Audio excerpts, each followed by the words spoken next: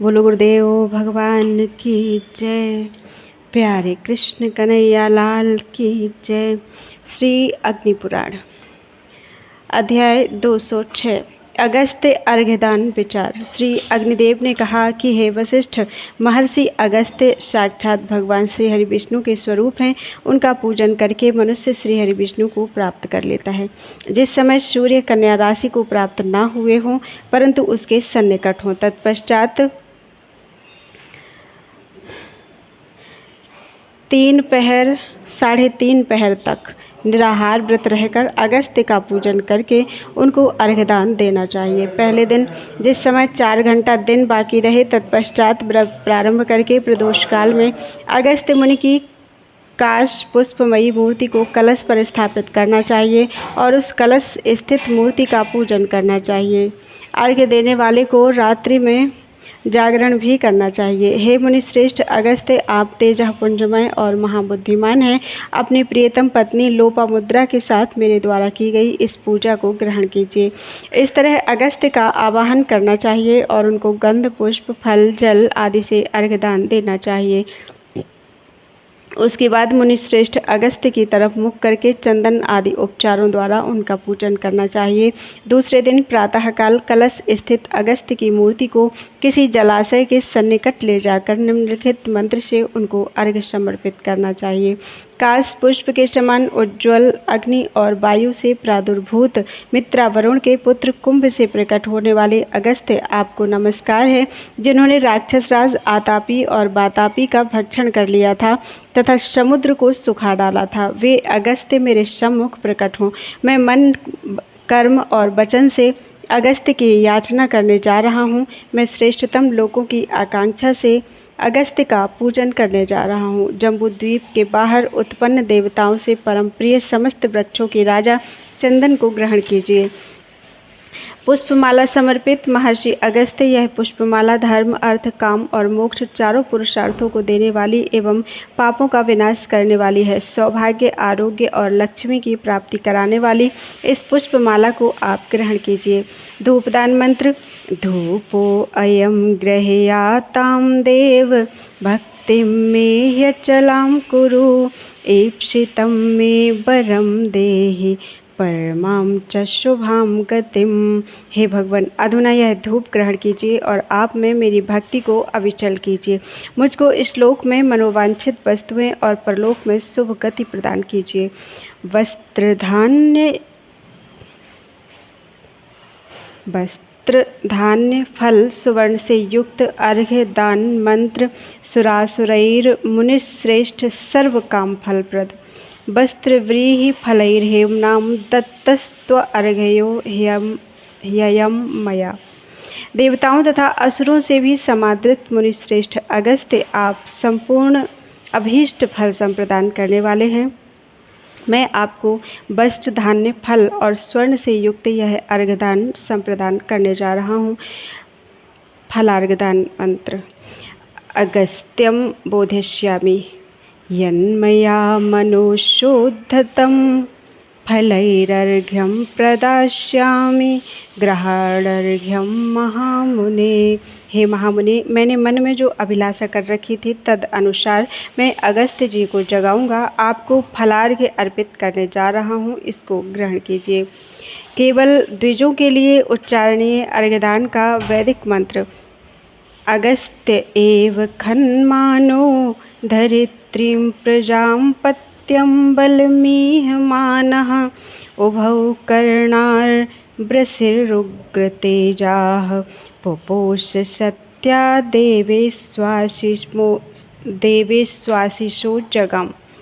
महर्षि अगस्त्य, इस तरह प्रजा, संतति तथा बल एवं पुष्टि के लिए सच्चिष्ट को कुदाल या खनित्र से धरती को खोदते रहना चाहिए। उन उग्र तेजस्वी ऋषि ने दोनों कर्णों अर्थात संपूर्ण इंद्रियों की शक्ति का पोषण किया। देवताओं के प्रति उनकी सारी आशी ही याचना सत्य हुई। तत्पश्चात निम्नलिखित मंत्र से लोपामुद्रा को अर्घ्य दान दे।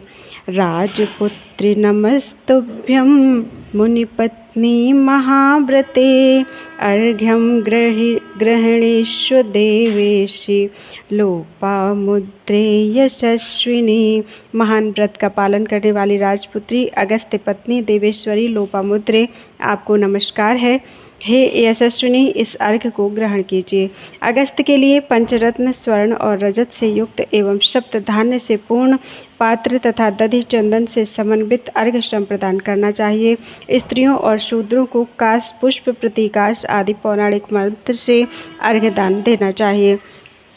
विसर्जन मंत्र। अगस्त्य मुनि शार्दूल तेजो राशे च सर्वदा इमां मम कृतां पूजां गृहीत्वा व्रज शान्तये।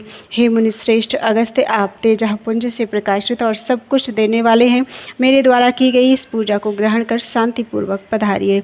इस तरह अगस्त्य का विसर्जन करके उनके उद्देश्य से किसी एक धान्य, फल और रस का त्याग करना चाहिए। उसके बाद ब्राह्मणों को घृत मिश्रित खीर और लड्डू आदि पदार्थों का भोजन कराएं और उनको गौ, वस्त्र, स्वर्ण एवं दक्षिणा देनी चाहिए। इसके बाद उस कुंभ का मुख घृत मिश्रित खीर युक्त पात्र से ढककर उसमें स्वर्ण रखकर वह कलश ब्राह्मण को दान देना चाहिए। इस तरह 7 वर्षों तक अगस्त्य को अर्घ्य देकर सभी लोग सब कुछ प्राप्त कर सकते हैं। इससे स्त्री सौभाग्य और पुत्रों को, कन्या पति को और राजा पृथ्वी को प्राप्त करता है।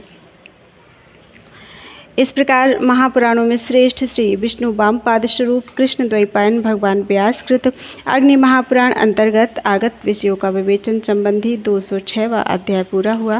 बोलो वृंदावन बिहारी लाल की जय। अध्याय 207 कौमुद व्रत विचार। श्री अग्निदेव ने कहा, हे वशिष्ठ, अधुना मैं कौमुद व्रत के विषय में कह रहा हूँ। इसको आश्विन के शुक्ल पक्ष में प्रारंभ करना चाहिए।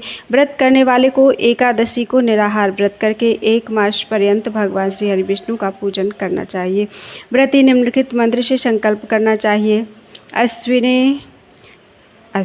आश्विने शुक्ल पक्षे हम एकाहारो हरि जपन मासमेकं भुक्ति मुक्त्यै करिष्ये कौमुदं व्रतम। मैं आश्विन के शुक्ल पक्ष में एक समय भोजन करके भगवान श्री हरि विष्णु के मंत्र का जाप करता हुआ भोग और मोक्ष की प्राप्ति के लिए 1 मास पर्यंत कौमुद व्रत के समाप्त होने पर एकादशी को निराहार व्रत करना चाहिए और द्वादशी को भगवान श्री हरि विष्णु का पूजन करना चाहिए। उनके श्री विग्रह में चंदन, अगर और केसर का अनुलेपन करके कमल, उत्पल, कल्हार एवं मालती पुष्पों से विष्णु की पूजा करनी चाहिए। व्रत करने वाला वचन को संयम में रखकर तैलपूर्ण दीपक प्रज्वलित करना चाहिए और दोनों समय खीर, मालपुए तथा लड्डुओं का नैवेद्य समर्पित करना चाहिए। व्रती पुरुष को ओम नमो भगवते वासुदेवाय इस द्वादशाक्षर मंत्र का निरंतर जप करना चाहिए। अंत में ब्राह्मण भोजन करा के क्षमा याचना पूर्वक व्रत का विसर्जन करना चाहिए। देव जागरणी या हरि प्रबोधिनी एकादशी तक 1 मास पर्यंत निराहार व्रत करने से कौमुद व्रत पूर्ण होता है। इतने निराहार व्रत करने से कौमुद व्रत पूर्ण होता है। इतने ही दिनों का उपरोक्त मासोपवास भी होता है, परंतु इस कौमुद व्रत से उसकी अपेक्षा अधिक फल भी प्राप्त होता है। इस प्रकार महापुराणों में श्रेष्ठ श्री विष्णु वामपाद स्वरूप कृष्ण द्वैपायन भगवान व्यास कृत अग्नि महापुराण अंतर्गत आगत विषयों का विवेचन संबंधी 207वां अध्याय पूरा हुआ। बोलो वृंदावन बिहारी लाल की जय। अध्याय 208 व्रतदान आदि समुच्चय विचार। श्री अग्निदेव ने कहा कि हे वशिष्ठ, अधुना मैं सामान्य व्रतों और दानों के विषय में संक्षेप पूर्वक कहने जा रहा हूँ। प्रतिपदा आदि तिथियों, सूर्य आदि वारों, कृतिका आदि नक्षत्रों, विषकुंभ आदि योगों, मेष आदि राशियों और ग्रहण आदि समय उस काल में जो व्रत, दान एवं तत्संबंधी द्रव्य एवं नियम आदि आवश्यक हैं, उनका भी वर्णन करने जा रहा हूँ। व्रत, दान, उपयोगी द्रव्य और काल सबके अधिष्ठात्र देवता भगवान श्री हरि विष्णु हैं। सूर्य, शिव, ब्रह्मा, लक्ष्मी आदि सभी देव देवियाँ श्री हरि विष्णु की ही विभूति हैं। इसलिए उनके उद्देश्य से किया गया व्रत, दान और पूजन सभी कुछ देने वाला होता है। भगवान श्री हरि विष्णु पूजन मंत्र। जगत पते समागच्छ आसनं पाद्यम् अर्घ्यकं मधुपर्कं तथा चामं स्नानं वस्त्रं च गन्धकं पुष्पं धूपं च दीपं च नैवेद्यादि नमोस्तु ते। हे जगतपते, आपको नमस्कार है। आइए और आसन, पाद्य, अर्घ्य, मधुपर्क, आचमन, स्नान, वस्त्र, गंध, पुष्प, धूप, दीप एवं नैवेद्य ग्रहण कीजिए। पूजा, व्रत और दान में उपरोक्त मंत्र से भगवान श्री हरि विष्णु की अर्चना करनी चाहिए। अधुना दान का सामान्य संकल्प भी सुनो। आज मैं अमुक गोत्र वाले अमुक शर्मा आप ब्राह्मण देवता को समस्त पापों की शांति, आयु और आरोग्य की वृद्धि, सौभाग्य के उदय, गोत्र और संतति के विचार, विजय एवं धन की प्राप्ति, धर्म, अर्थ और काम के निष्पादन तथा पापनाश पूर्वक संसार से मोक्ष पाने के लिए विष्णु देवता संबंधी इस द्रव्य का दान करने जा रहा हूँ। मैं इस दान की प्रतिष्ठा के लिए आपको यह अतिरिक्त सुवर्ण आदि द्रव्य समर्पित करने जा रहा हूँ। मेरे इस दान से सर्वलोकेश्वर भगवान श्री हरि विष्णु सदा प्रसन्न हों। यज्ञ, दान और व्रतों के स्वामी मुझको विद्या तथा यश आदि संप्रदान कीजिए। मुझको धर्म, अर्थ, काम और मोक्ष रूप चारों पुरुषार्थ तथा मनोभिलषित वस्तु संपन्न कीजिए। जो मनुष्य प्रतिदिन इस व्रत दान समुच्चय का पाठ अथवा श्रवण करता है, वह अभीष्ट वस्तु से युक्त एवं पाप विहीन होकर भोग और मोक्ष दोनों को प्राप्त करता है। इस तरह भगवान श्री हरि विष्णु आदि से संबंधित नियम और पूजन से अनेक तरह के तिथि, वार, नक्षत्र, संक्रांति, योग और मनवादि संबंधी व्रतों का अनुष्ठान सिद्ध होता है। इस प्रकार महापुराणों में श्रेष्ठ श्री विष्णु वामपाद स्वरूप कृष्ण द्वैपायन भगवान व्यास कृत अग्नि महापुराण अंतर्गत आगत विषयों का विवेचन संबंधी 208वां अध्याय पूरा हुआ। बोलो वृंदावन बिहारी लाल की जय।